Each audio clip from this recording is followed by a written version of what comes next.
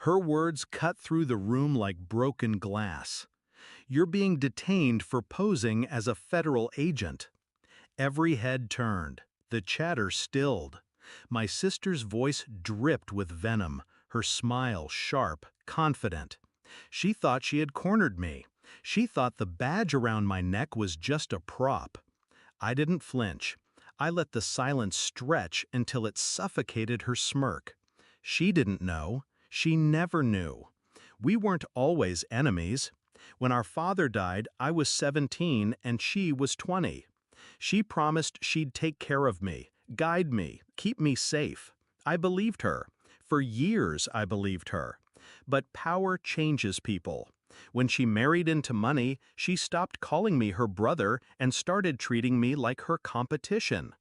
Every success I earned, she tried to stain.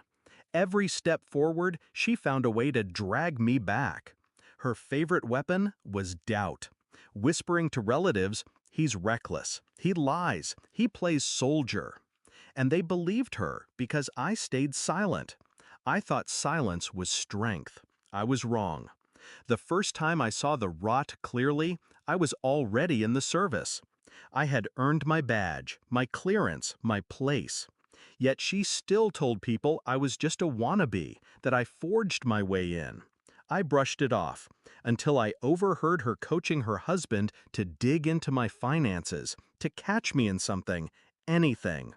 That was the night my loyalty died. So when she stood in that crowded hall, our cousin's wedding reception, all eyes on us, and tried to brand me a fraud, I didn't feel fear.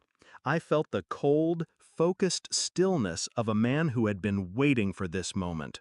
She pointed at my badge. "See? It's fake. He isn't who he says he is."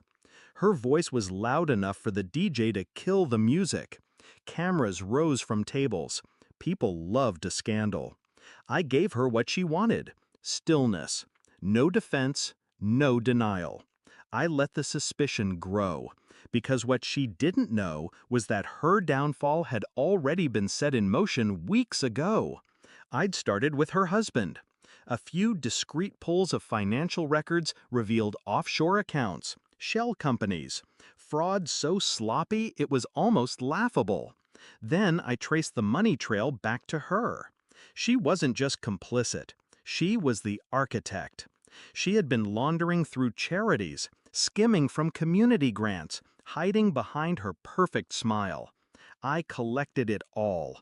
Not just the paper trail, recordings, witnesses, hard evidence. Quietly, meticulously. The kind of evidence that couldn't be waved away as rumor.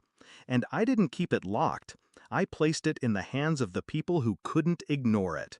Internal affairs, federal auditors, state investigators. Still, I waited, because revenge isn't about exposure, it's about timing. That wedding was perfect.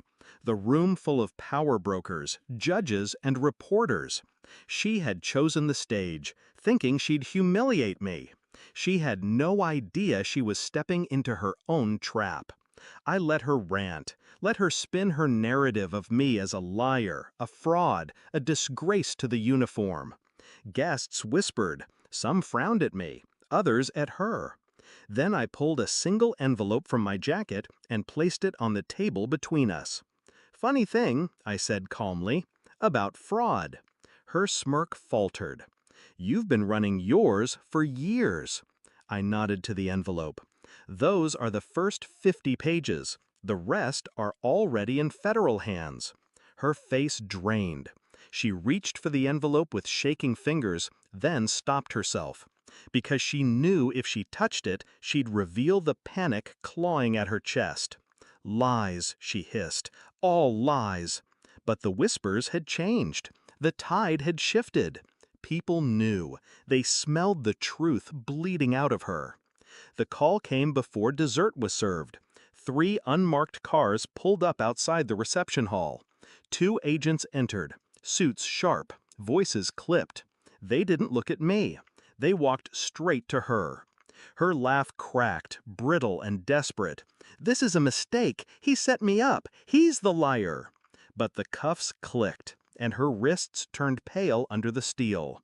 Her husband tried to back away, but they caught him too. The crowd parted, silent, stunned. Eyes darted between me and the woman now begging, screaming, unraveling.